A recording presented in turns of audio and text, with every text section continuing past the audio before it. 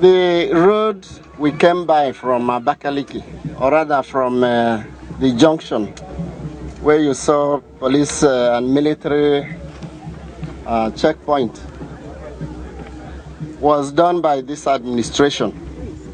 And from your observation, it is almost gone because of the nature of the soil and the fact that there has been heavy traffic on it. And that is what informed our decision to build all new roads on stone base. Now that road is about the only north-south road in this direction. Where we will bust at is another north-south road, which is a federal road. The one we came by now is a state road. It would take any people from here going round to Abakaliki almost a whole day to get to midway along this road, which is only about 10-11 kilometers. And this is a massive food producing area. When you hear of Abakaliki yams, Abakaliki rice, they come from here. Yet there is no access road. That was what informed our decision to build this road, which was a mere foot track in 2008. And with the bridge, with the road, we also built the bridge. I don't have the cost components to tell you, but it was one of our most challenging projects in that even at dry season, the place was very muddy and very wet. Not even motorcycles could pass through. And there were these contrivances called monkey bridges on top of treetops, on top of the trees, for people to have access from one side to the other. And upon arrival here, they would go into a canoe. So many people got drowned. So there are three of these interventions, three parallel roads across EBONYI River in this direction. And you'll see them as we go on. This place is Enyiba. Before we arrived, you saw gullies and environmental degradation. That is as a result of exploration for lead and zinc. There is a company based there called Royal Salt, which has a license for lead zinc exploration. And they are responsible for what you saw that looked like ecological disaster, but they are doing that for a good purpose. So they too are enjoying the roads, and they have a good relationship with the community. So essentially our decision was to ensure that the farmers here had means of getting out of the wilderland to the cities and dispose of their crops. It is a very rich agricultural land, and if the people must survive, government has to do something.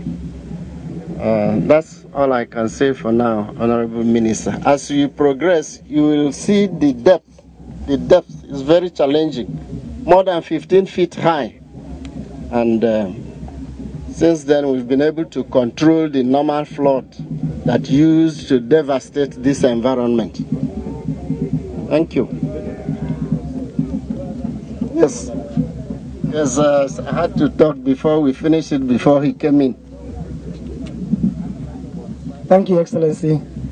Honorable Minister, just like His Excellency have mentioned to you, this bridge is one of the bridges built by this administration, by Mazok. The cost implication is 537 million naira. That is the cost of the bridge. It's a 6-span bridge of 15 meters each, and they are all on a pile foundation.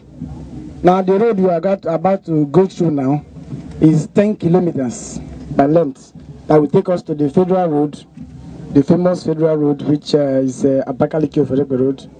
That road is costing us 1.194 billion. That is this particular road now. The 10-kilometer road is costing us 1.194 billion. Is about 95% completed, because all the earthworks are done. A lot of the asphalt laid, remaining a few portions which we need to conclude with the asphalt itself. Thank you very much.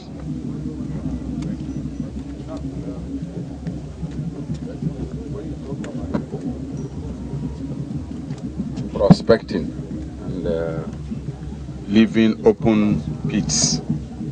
That's what happened in Jos Plateau, and people are yet to recover. Maybe this is the time to begin to look at this company and what if they dig, they must cover. They must, as they dig and leave site, they have to cover the areas and reclaim the land. If we don't do that at the beginning, they will leave you with a huge ecological problem that will take decades to tackle. So if it's something we want to look into, we'll look into that and invite that company to discuss with them as we move here, and then get the Federal Ministry of Mines to take a look at it. But if they leave a problem here, it will take decades to fill it. In most countries, when you finish mining, you quickly close up before you move out of the site, so that they don't leave us an additional problem plus the one we're already having. But this is a very, very good job.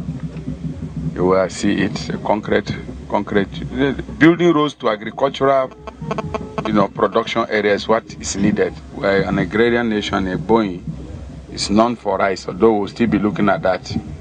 What is happening in that sector? Because of both what you are doing and what the federal government is doing to make EBONYI one of the rice processing zones. Rice producing and rice processing zones in the country will be looking at that. But making a road to places where the rice itself is produced is very good for the farmers. Thank you very much.